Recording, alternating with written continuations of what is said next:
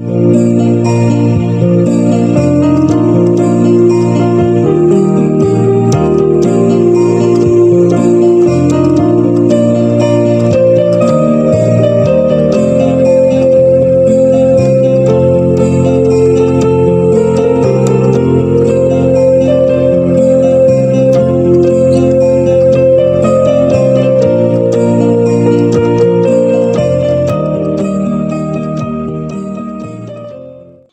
हंगामाचा सण आहे आणि हंगामाच्या सणाच्या भक्तीमध्ये तुम्हा सर्वांचं स्वागत असो. भक्तीला आपण प्रारंभ करूया. प्रभू आपल्या वचनामध्ये असं म्हणतो, हे परमेश्वर आमच्या प्रभो, सर्व पृथ्वीवर तुझे नाम किती थोर आहे. तू आपले वैभव आकाशभर पसरले आहे. तू बाळके व तानुले यांच्या मुखाने सामर्थ्य प्रस्थापित केले आहे. तुला विरोधी आहेत म्हणून आणि वैरी व सूड घेणारे यास कुंठित करावे म्हणून तू असे केले. आकाश दे तुझे अंगुली कार्य व त्यात तू नेमलेले चंद्र व तारे याचकडे पाहावे. तर मर्त्य मनुष्य तो काय की तू त्याची आठवण करावी, मानव तो काय की तू त्याला दर्शन द्यावे. तू त्याला देवापेक्षा किंचित कमी असे केले आहे. त्याला गौरव आणि थोरवे यांनी मुकुट मंडित केले आहे. तू त्याला आपल्या हातच्या कृत्यांवरचे प्रभुत्व दिले आहे. तू सर्व काही त्याच्या पायाखाली ठेवले आहे. शेरडे, मेंढरे, गुरेढोरे ही सारी, तसेच वनपशु, आकाशातील पाखरे, समुद्रातील मासे व जलात संचार करणारे सर्व प्राणी, हे परमेश्वरा आमच्या प्रभो, सर्व पृथ्वीवर तुझे नाम किती थोर आहे. आपण प्रार्थना करूया. सैन्यांच्या यहोवा प्रभू देव बापा, सैन्यांच्या यहोवा देव बापा, आम्ही तुझी स्तुती आणि आराधना करतो. आज या प्रभुवारी हंगामाच्या सणाचा आनंद साजरा करण्यासाठी तू आम्हाला ही वेळ दिलेली आहेस. प्रभुदेव बापा, आज या प्रभुवारी तुझ्या समक्षतेमध्ये हंगामाचा सण साजरा करण्याची तू ही आम्हाला अनमोल संधी दिलेली आहेस. प्रभू, आम्ही जेथे कोठे आहोत त्या ठिकाणी तुझे आभार मानण्यासाठी आणि हंगामाचा सण साजरा करण्यासाठी एकत्र जमा झालेलो आहोत. आज प्रभू, तू आम्हाला आपल्या आत्म्याने चालू सामर्थ्याने भर. तुझ्या वचनाची घोषणा करत असताना लागणारे शब्द तू मला पुरी. आणि प्रभुदेव बापा, या भक्तीमध्ये सहभागी होणाऱ्या प्रत्येकाला तुझ्या वचनाचा आज तू मानना दे, असा की जेणेकरून प्रत्येकाचं जीवन तुझ्यामध्ये आशीर्वादित पाहावं. सैतानी सगळ्या गोष्टी, जैगिक विचार, संसाराच्या चिंता प्रभू तू आम्हापासून दूर ठेव आणि एक मनाने तुझ्या आत्म्याने आम्ही तुझी सेवा, आराधना, स्तुती आणि गौरव करावा असं हो दे. येशूच्या नावात मागितले आहे म्हणून तो ऐक. आमेन. यावेळेला आपण गीत गाणार आहोत आणि गीत गाऊन प्रभूची स्तुती आणि आराधना करूया. उपासना संगीतामधून गीत क्रमांक 763, पेरा हो सकाळी पेरा प्रीती बीज.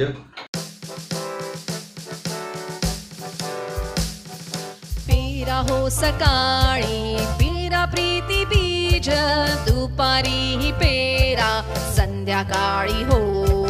कापणी निश्चय पीक प्राप्त होई, आम्ही हर्ष येऊ पेंड्या घेऊनी, पेंड्या घेऊनी, पेंड्या घेऊनी. आम्ही हर्ष येऊ पेंड्या घेऊनी, पेंड्या घेऊनी, पेंड्या घेऊनी. आम्ही हर्ष येऊ पेंड्या घेऊनी.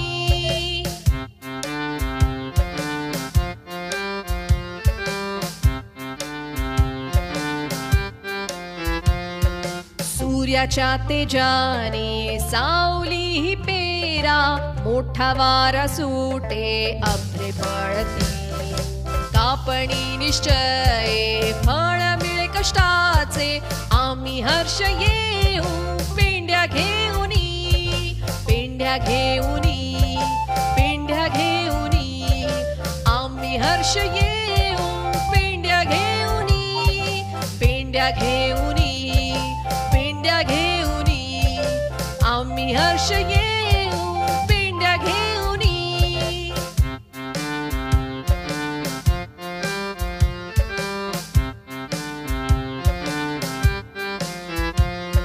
स्वामीसाठी पेरा अश्रू ढाळताना, दुःख असो भारी मन कष्टनी. प्रभू अंगीकारी अश्रू पुसुनिया, आम्ही हर्ष येऊ पेंड्या घेऊनी, पेंड्या पेंड्या घेऊनी, पेंड्या घेऊनी आम्ही हर्ष येऊ, पेंड्या घेऊनी, पेंड्या घेऊनी, पेंड्या घेऊनी.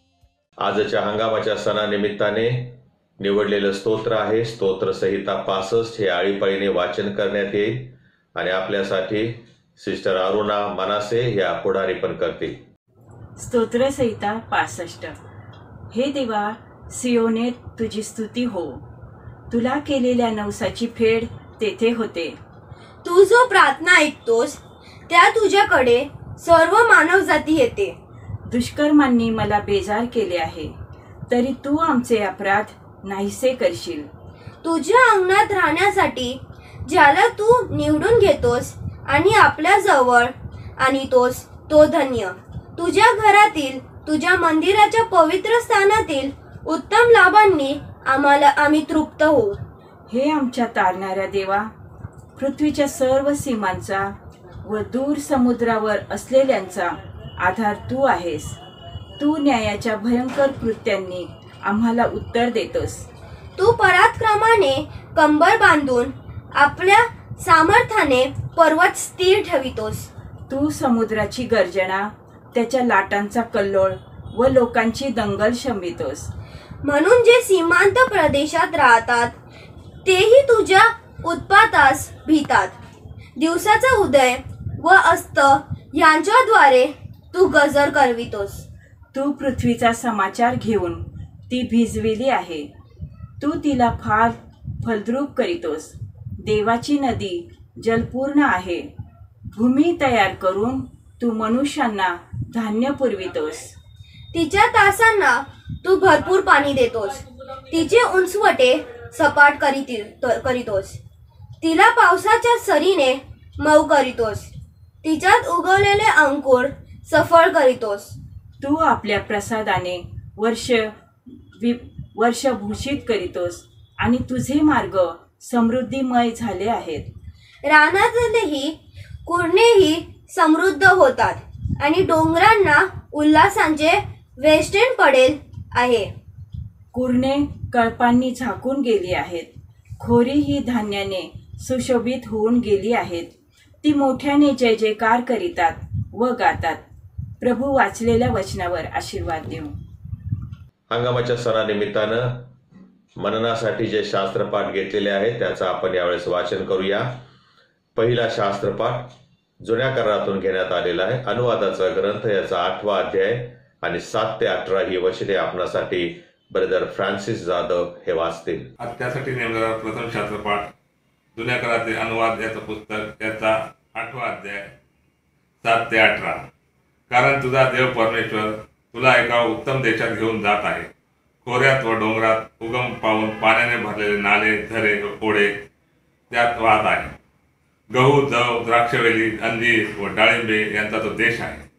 त्या देशात टंचाई न पडता तू अन्न खाशील. तुला कोणत्याही गोष्टीची वाण पडणार नाही.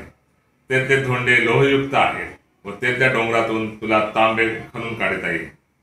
तू खाऊन पिऊन तृप्त होशील आणि तुझा देव परमेश्वर याने तुला दिलेल्या उत्तम देशाबद्दल त्याचा तू धन्यवाद करशील. परमेश्वराला विसरून जाण्याविरुद्ध ताकीद. सावध आहेस, नाहीतर ज्या आज्ञा, नियम व विधी मी आज तुला सांगत आहे ते पाळायचे सोडून तू आपला देव परमेश्वर याला विसरशील. तू खाऊन पिऊन तृप्त होशील आणि चांगली घरे बांधून त्यात राहशील. तुझी गुरेढोरे, शेरे मेंढरे यांची वृद्धी होईल.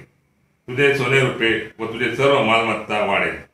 तेव्हा तुझे मन उन्मत्त होऊ नये आणि तुझा देव परमेश्वर ज्याने तुला मिसर देशातून दास्यगृहातून काढून आणले त्याला तू विसरू नये म्हणून सांभाळ. आग्या सापांनी व विंचवांनी व्यापिलेल्या घोर व भयानक रानातून आणि वृक्ष व निर्जन भूमीतून त्याने तुला आणले. त्याने तुझ्यासाठी गारेच्या खडकातून पाणी काढले. तुला लीन करावे व कसोटीस लावून शेवटी तुझे कल्याण करावे म्हणून तुझ्या पूर्वजांना माहीत नसलेल्या मान्ना खाऊ घालून त्याने तुझे पोषण केले. तसेच हे धन माझ्या सामर्थ्याने व बाहुबलाने मी मिळवले आहे असे तू मनात म्हणू नको. पण तू आपला देव परमेश्वर याचे स्मरण ठेव. कारण त्याने तुझ्या पूर्वजांशी शपथपूर्वक केलेला करार कायम राखण्यासाठी तो तुला आज त्याप्रमाणे धनप्राप्ती करून देण्याचे सामर्थ्य देत आहे. परमेश्वर वाचलेल्या वचनावर आशीर्वाद पाठव. दुसरा शास्त्रपाठ आहे, नवीन करारातून घेण्यात आलेला आहे. तिमोथेला पहिलं पत्र 6वा अध्याय 6 ते 11. हा शास्त्रपाठ आपल्यासाठी ग्रेसी पन्नीकर या सिस्टर वाचतील. नेमलेला शास्त्रपाठ तिमोथेला पहिले पत्र याचा 6वा अध्याय आणि त्याच्या 6व्या वचनापासून पाठास प्रारंभ होत आहे. चित्त समाधानासह भक्ती हा तर मोठाच लाभ आहे. आपण जगात काही आणले नाही, आपल्याला त्यातून काही नेता येत नाही. आपल्याला अन्न वस्त्र असल्यास तेवढ्यात तृप्त असावे. परंतु जे धनवान होऊ पाहतात ते परीक्षेत, पाशात आणि माणसांना नाशात व विध्वंसात बुडवणाऱ्या अशा मूर्खपणाच्या व बाधक वास्त्यात सापडतात. कारण द्रव्याचा लोभ सर्व प्रकारच्या वाईटाचे एक मूळ आहे. त्याच्या पाठीस कित्येक विश्वासापासून बहकले आहेत आणि त्यांनी स्वतः पुष्कळशा खेदांनी भोसकून घेतले आहे. हे देवभक्ता, तू यापासून पळ आणि नीतिमत्व, सुभक्ती, विश्वास, प्रीती, धीर व सौम्यता यांच्या पाठीस लाग. वाचलेल्या वचनावर प्रभू परमेश्वर आशीर्वाद पाठव. यावेळेस लहान मुलांनी जे गाणं म्हटलेलं आहे हंगामाच्या सणानिमित्ताने, ते गाणं आपण इंग्रजी भाषेमध्ये ऐकूया.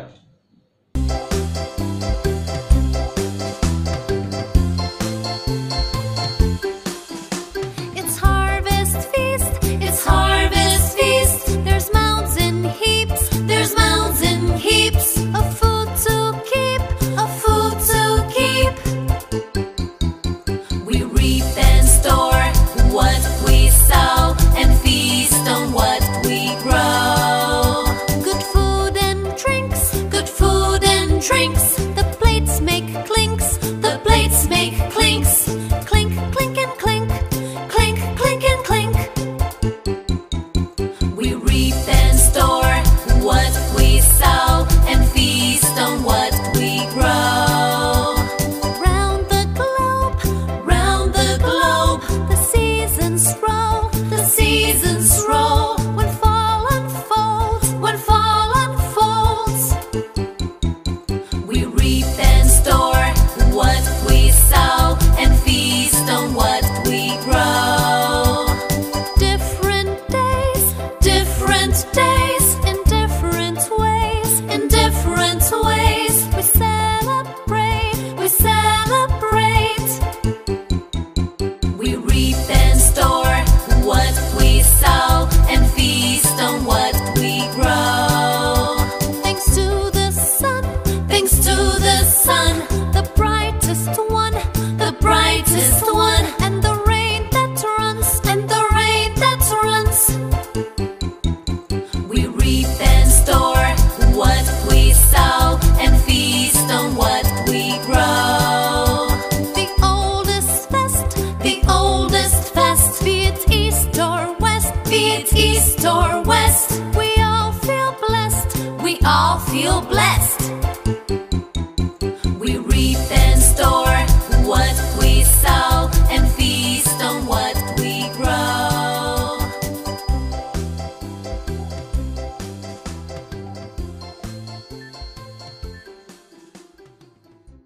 आता आपण शुभवर्तमानाचं वाचन करूया. प्रभू तुम्हास असो.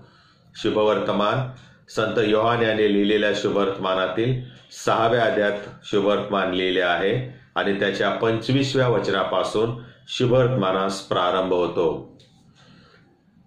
तेव्हा तो त्यांस समुद्राच्या पलीकडे भेटल्यावर ते त्याला म्हणाले, गुरुजी येथे कधी आला? येशूने त्यांस उत्तर दिले, मी तुम्हास खचित सांगतो, तुम्ही चिन्हे पाहिले म्हणून नाही, तर भाकरी खाऊन तृप्त झाला म्हणून माझा शोध करिता. नाशवंत अन्नासाठी श्रम करू नका, तर सार्वकालिक जीवनासाठी टिकणारे जे अन्न मनुष्याचा पुत्र तुम्हास देईल त्यासाठी श्रम करा.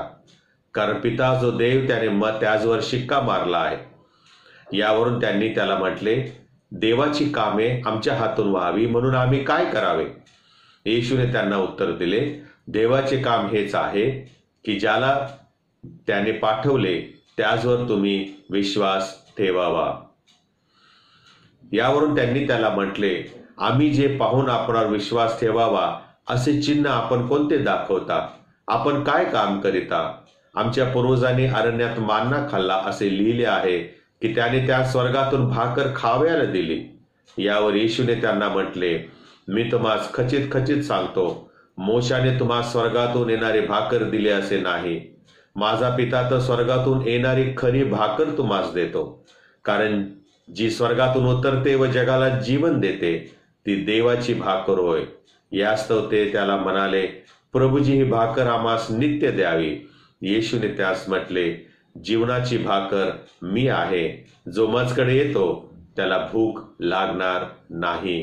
हे ख्रिस्ताचे शुभवर्तमान आहे. यावेळेला आपण प्रचिताचा मातांगीकार एकत्र म्हणूया. सर्वसमर्थ एकच देव जो पिता, आकाश पृथ्वी आणि सर्व दृश्य बादृश्य वस्तू यांचा उत्पन्न करणारा, त्याविषयी मी विश्वास धरितो. आणि एकच प्रभू येशू ख्रिस्त, तो देवाचा एकुलता एक पुत्र, तो सर्व युगापूर्वी आपल्या पित्यापासून जनित झाला, देवापासून देव, प्रकाशापासून प्रकाश, खऱ्या देवापासून खरा देव, जो जनित आहे, कृत नाही, जो पित्याच्या तत्वाचा आहे, ज्याकडून अवघे झाले, जो आम्हा मनुष्यासाठी व आमच्या तारणासाठी स्वर्गात उतरला आणि पवित्र आत्म्याच्या योगाने कुमारी मरियेपासून देहधारी होऊन मनुष्य झाला. आणि पंत पिलाताच्या वेळेस आम्हासाठी ज्याला कृषी दिले, त्याने दुःख भोगले व ज्याला पुरले, तो शास्त्रलेखाप्रमाणे तिसऱ्या दिवशी पुन्हा उठला आणि स्वर्गात चढला आणि पित्याच्या उजवीकडे बसला आहे. आणि जो जिवंतांचा मेलेल्यांचा न्याय करायला गौरवाने पुन्हा येणार आहे, याच्या राज्याचा अंत होणार नाही. त्याविषयी मी विश्वास धरितो. आणि पवित्र आत्मा, जो प्रभू जीवनदाता, पिता पुत्र यापासून जो निघतो आणि पिता पुत्र या सर्वांची आराधना व गौरव होते, जो भविष्यवाद्यापासून बोलत असे, त्याविषयी मी विश्वास धरितो. आणि एक पवित्र कॅथलिक व प्रेषित एकलेसीविषयी मी विश्वास धरितो. पापांच्या क्षमेसाठी बाप्तिस्मा यास मी पत्करितो. आणि मेलेल्यांचे पुनरुत्थान व परलोकीचे जीवन यांची मी प्रतीक्षा करीतो. आमीन. ही वेळ आहे साक्ष ऐकण्याची. दर रविवारी अखंडपणे देवाचं वचन तुम्ही ऐकत आहात. आमच्या YouTube वरती तुम्ही हे देवाचं वचन ऐकून तुमच्या आध्यात्मिक जीवनाची तुम्ही उन्नती करत आहात. कारण दर रविवारी प्रभू तुम्हाशी वेगवेगळ्या तऱ्हेने बोलत आहे. प्रभू तुमच्याशी काय बोलला, तुम्हाला काय शिकायला मिळाले आणि ते जीवनात तुम्ही कसं अंमलात आणू शकता, या 3 गोष्टींचा 3 मिनिटाचा व्हिडिओ तयार करून तो मजकडे 9869116187 या व्हॉट्सअप क्रमांकावर पाठवावा. ज्यांनी पाठवलेले आहे त्यांची साक्ष आता आपण ऐकूया. सलाम. आपल्याकडे पवित्र शास्त्र आहे आणि त्या पवित्र शास्त्रातूनच आपले पालक हे उपदेश करत असतात. आणि त्यांनी मागे 20 सप्टेंबर या दिवशी काही उपदेश केला होता. परमेश्वराने त्यांना मार्गदर्शन केले आणि त्यातलं नीतिसूत्रे याचा 3रा अध्याय आणि 6वं वचन जे मी ऐकलं आणि त्याद्वारे मी त्या वचनावर विचार केला. आणि ते वचन असं आहे की तू आपल्या सर्व मार्गात त्याचा आदर कर, म्हणजे तो तुझा मार्गदर्शक होईल. म्हणजे मी माझ्या स्वतःच्या आयुष्यात बघितलं की जर मी परमेश्वराला प्रथम स्थान देत नाही तर काही अडचणी येतात आणि मी त्या ठिकाणी खचून जातो.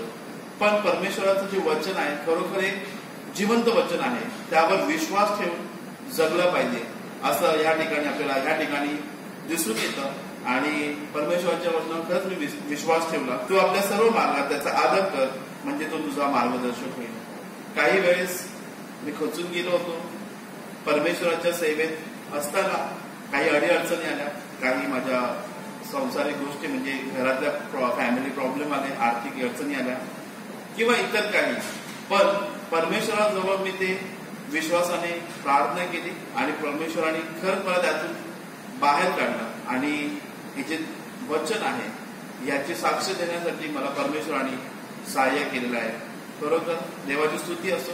मला हे वचनाचं महत्व हे माझ्या आयुष्यात खरं प्रकारे चांगल्या प्रकारे लाईफ आणि कार्य झालं याबद्दल मला सांगण्यास सर्वांना आनंद असा होत आहे. मी जनरल पुजारी होली रिडेमर चर्च दादर याचा सभासद आहे.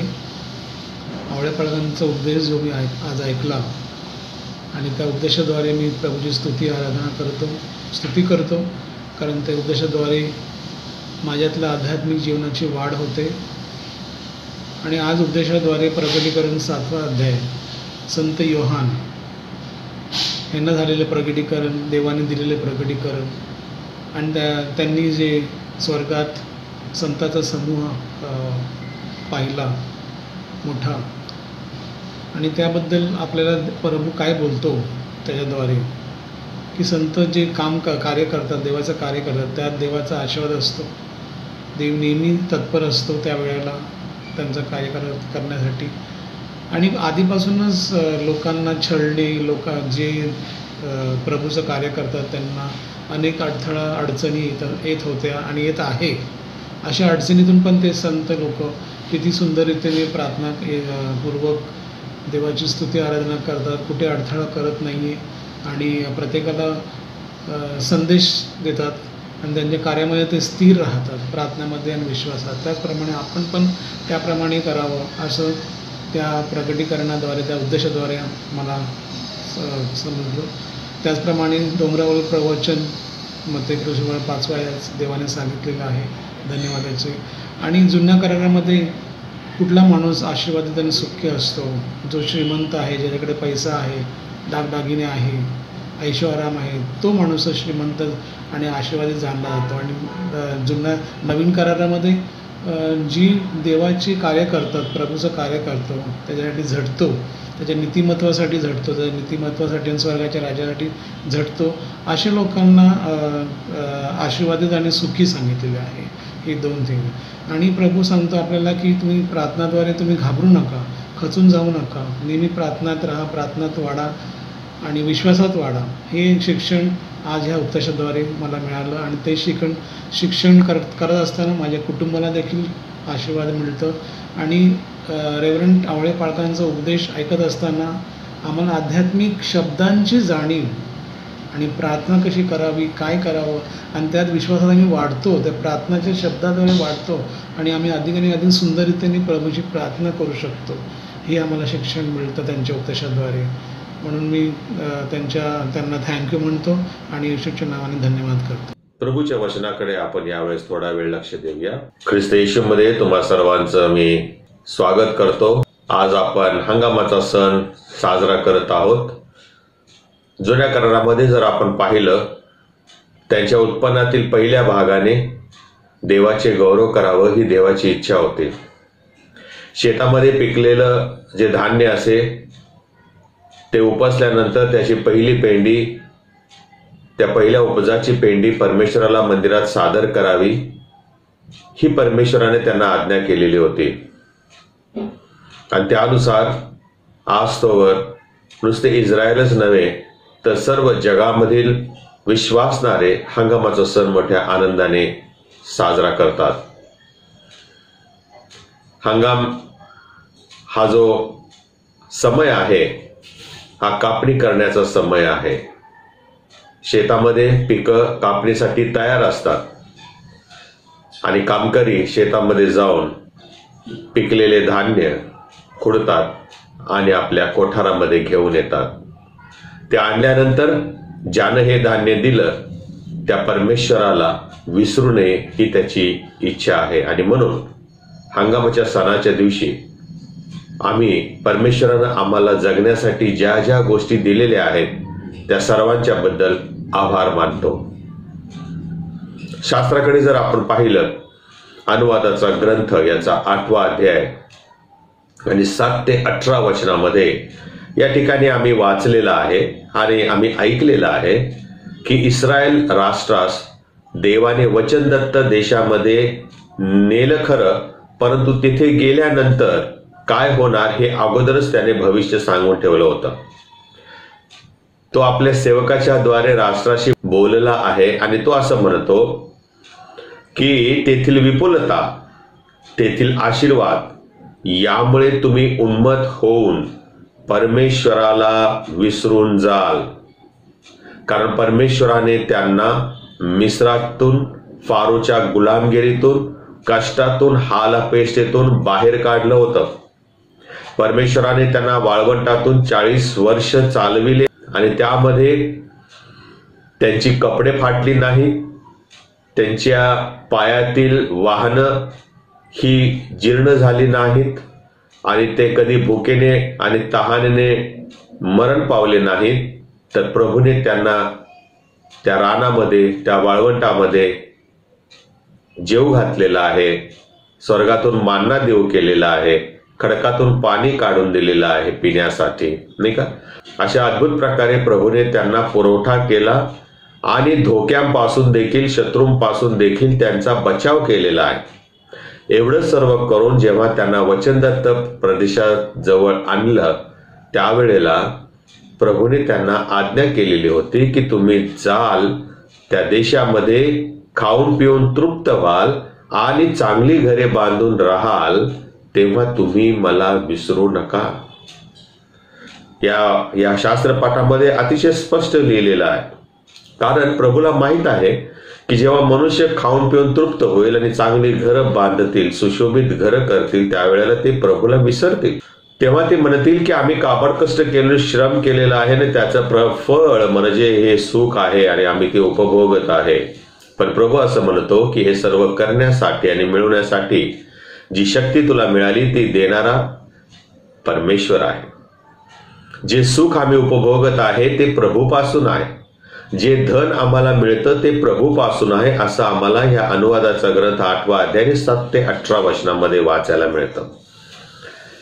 आणि म्हणून ज्या वेळेला सुख येतं, ज्या वेळेला सोयी मिळतात, प्राप्त होतात, त्यावेळेला आमचं मन उन्मत्त होतं। उन्मत्त याचा अर्थ उद्धट होतं, आमच्या मनामध्ये अहंकारपणा येतो, आम्ही गर्विष्ठ बनतो आणि मग माझ्यासारखा कोणी नाहीच या पातळीवरती आम्ही चढून बसतो।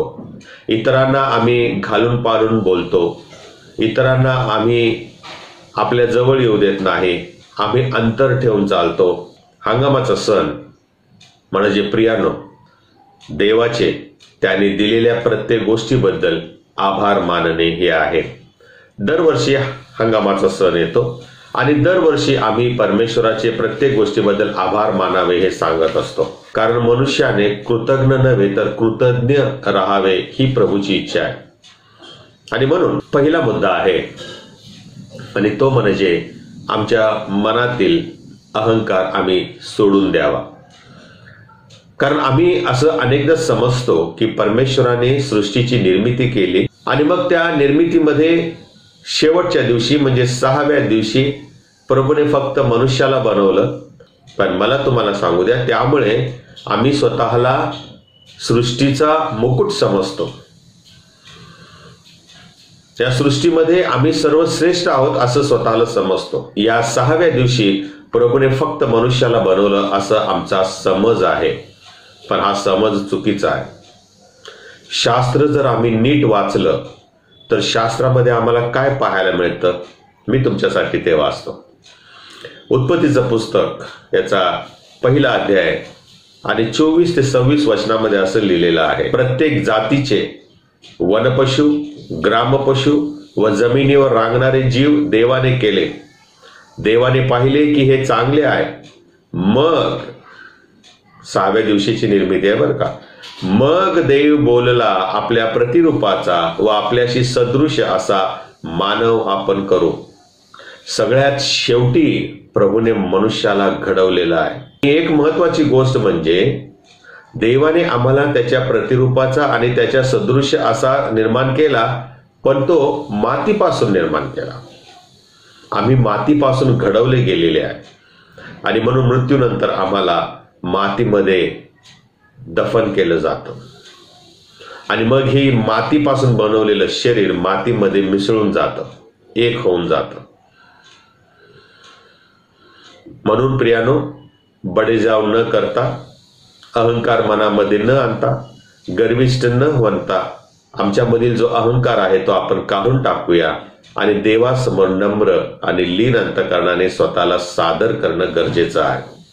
हंगामाचा सण आम्हाला हेच दर्शवतो की आम्ही मोठ्या कष्टाने घाम गाळतो, भाकरी मिळवतो आणि श्रेय प्रभूला देतो। ते जर दिलं नाही तर प्रभू रुष्ट होतो आमच्यावरती। आणि म्हणून आम्ही जेवताना प्रभूचे आभार मानतो, नाही का? कारण त्याने हे आम्हाला दिलेलं आहे. पण नुसतं जेवतानाच प्रभूचे आभार मानून चालत नाही. प्रभूमध्ये आम्ही आमचा अहंकार काढून टाकला पाहिजे.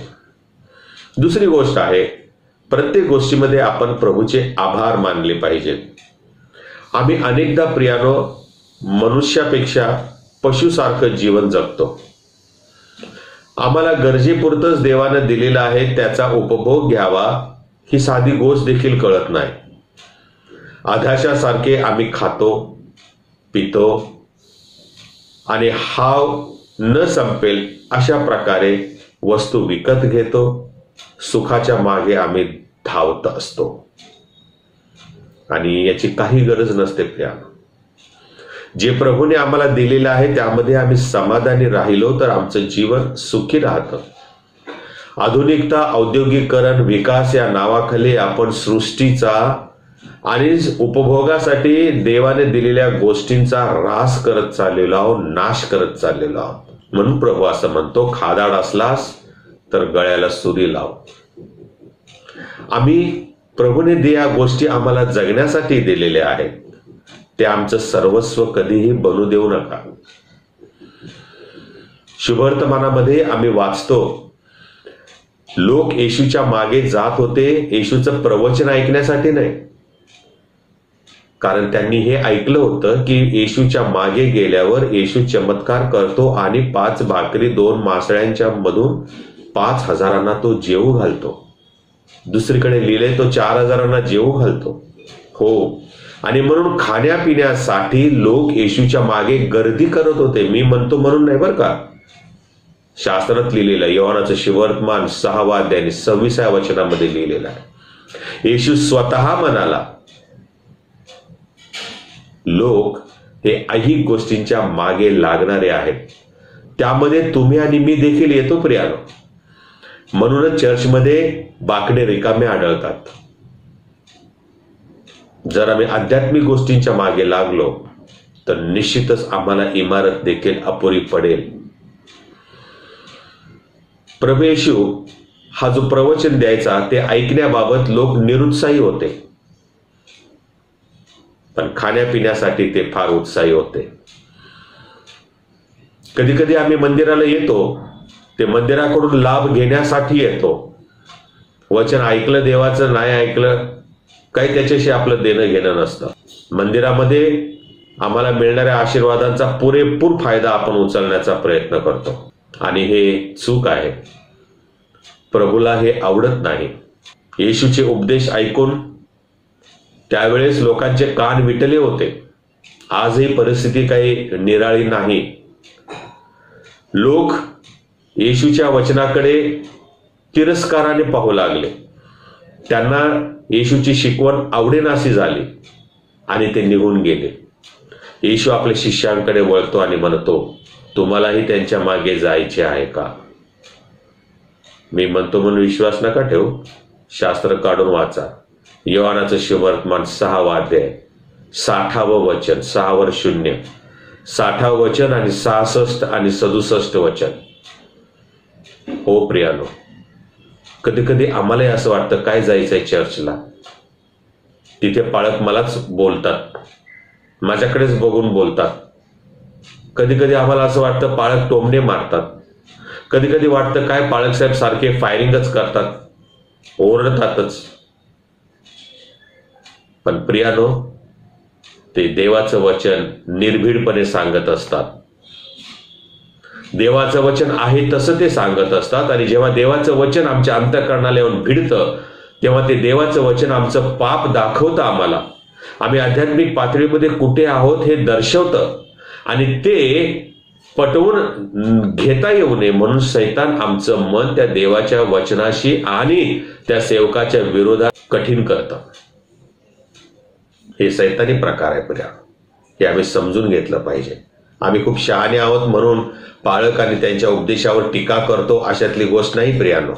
आम्हाला खूप कळतं. आम्ही शास्त्रपाठ वाचतो. व्हॉट्सअपवर भरमसाठ असे देवाच्या वचनाचा अभ्यास करणारे मेसेज येतात. ते सगळे वाचून असं वाटतं की कधी कधी मला आता खूप कळायला लागलेलं आहे. समोरचा शून्य आहे, त्याला काहीच कळत नाही किंवा त्याच्या चुका काढायसाठी आम्ही धडपडत असतो. पण लक्षात ठेवा, शिष्य हा शिष्य असतो आणि गुरु हा गुरु असतो. गुरुची जागा शिष्य घेऊ शकत नाही. येशूने म्हटले, तुम्ही माझे अनुकरण करा. जशी मी तुम्हावर प्रीती केली तशी तुम्ही एकमेकावर प्रीती करा. आम्हाला येशू सारखं जीवन जगायचं आहे. येशू सारखं आम्हाला सेवा करायची आहे. येशू बनायचं नाहीये. अनेकदा आम्ही आमच्या जीवनामध्ये येशू बनण्याचा प्रयत्न करतो आणि आमची घसरगुंडी होते.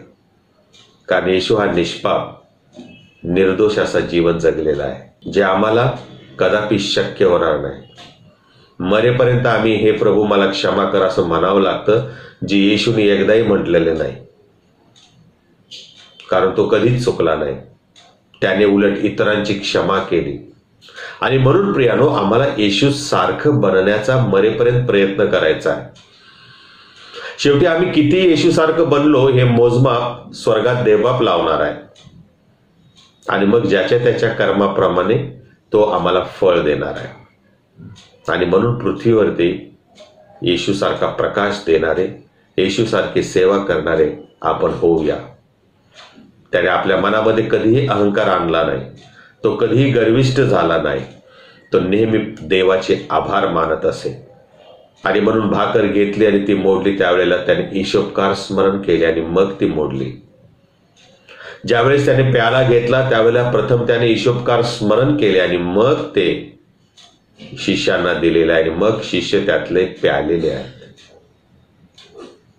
तुम्ही आणि मी प्रियानो, ही गोष्ट नेहमी लक्षात ठेवली पाहिजे की प्रत्येक गोष्टीत प्रभू आहे. प्रत्येक गोष्टीमध्ये त्याचं सानिध्य आहे. आणि म्हणून तुम्ही फुलांकडे पाहिलात, गवताकडे पाहिलात, झाडांकडे पाहिलात, सृष्टीकडे पाहिलात, पशुपक्ष्यांकडे पाहिलात, एक मनुष्य मात्रांकडे पाहिलात, तर प्रत्येकामध्ये देव आहे. परमेश्वर हा जळी स्थळी काष्टी पाशाने भरून उरलेला आहे. आणि म्हणून प्रियानो, जर देवाला पाहायचं असेल तर त्याच्या सृष्टीकडे पहा. किती किती महान परमेश्वर आमचा आहे. हे सगळे ऋतू येतात आणि जातात, हंगाम येतात आणि जातात, दिवस येतो आणि जातो, रात्र येते आणि ती सरून जाते. हे कंट्रोल करणारा कोण आहे? या सगळ्या गोष्टी नियंत्रणात ठेवणारा कोण आहे? दुसरा तिसरा कोणी मनुष्य नसून तो आमचा परमेश्वर आहे. आणि म्हणून प्रत्येक गोष्ट ही देवापासून मिळालेली आहे. देवाने ती दिलेली आहे. म्हणून देवाचे आभार मानायला कधीही विसरू नका. अगदी तुम्ही स्वयंपाकघरामध्ये टमाटे कापत असाल, भाज्या कापत असाल, मटण मच्छी बनवत असाल, जेवण तयार करत असाल, खात असाल, वस्त्र परिधान करत असाल, सुंदर अशी घरं बांधून त्यामध्ये राहत असाल, प्रत्येक गोष्टीमध्ये प्रभूला पहा आणि प्रत्येक गोष्टीबद्दल तुम्ही प्रभूचे आभार माना. प्रभू, किती सुंदर तू हा टमाटा दिलास, किती सुंदर तू हे बटाटे दिलेले आहेस, किती सुंदर तू हे कांदे दिलेले आहेस, किती तुझी सुंदर ही सृष्टी आहे, निर्मिती आहे, ज्यांच्या विना आमचं जेवण चविष्ट नसतं झालं. आणि म्हणून प्रत्येक गोष्ट महत्वाची आहे. सुंदर कपडे घातले जर घरायलाच घर नसेल तर काय उपयोग? घर मिळालं पण कपडेच नसतील घालायला तर काय उपयोग आहे, नाही का? म्हणजे प्रत्येक गोष्ट ही प्रभूने आम्हासाठी विचार करून पुरवलेली आहे. आणि म्हणून प्रभू असं म्हणतो की हे सगळं मी पुरवलेलं असताना तुम्ही याच्यामध्ये एवढेही मग्न होऊ नका की ज्या मी तुम्हाला हे दिलेलं आहे त्यात मला तुम्ही विसरून जाल. इस्रायल राष्ट्राला प्रभूने अनुवादाच्या ग्रंथामध्ये स्पष्ट आज्ञा केली, ताकीद केलेली आहे. मी तुम्हाला नेतो आहे खरं वचनदत्त देशात, ज्या ठिकाणी दुधामधाचा प्रदेश आहे, ज्या ठिकाणी डोंगर दऱ्या आहेत, ज्या ठिकाणी त्याच्यामधून सुंदर अशा नद्या वाहतात, भरपूर पाणी आहे, फळं आहेत, फुलं आहेत, सर्व काही येथेच आहे. पण त्याचा उपभोग घेत असताना तुम्ही मला विसरू नका. हो प्रियानो, तिसरी गोष्ट आम्ही पाहतो, प्रत्येक गोष्टीमध्ये देवाला पहा. पहिली गोष्ट आम्ही पाहिली की अहंकार काढून टाका. दुसरी गोष्ट आपण पाहिलेली आहे की देवाचे प्रत्येक गोष्टीमध्ये आभार माना. आणि तिसरी गोष्ट आहे ते म्हणजे प्रत्येक गोष्टीमध्ये परमेश्वराला पहा. माझा येशू जर असता तर तो कसा राहिला असता, तो कसा वागला असता, तो काय बोलला असता, त्याने काय ऐकलं असतं. जर असा आम्ही विचार करू तर आमची आध्यात्मिक पातळी वाढू लागते. आध्यात्मिक जीवनामध्ये आम्ही प्रौढतेपर्यंत पोहोचतो.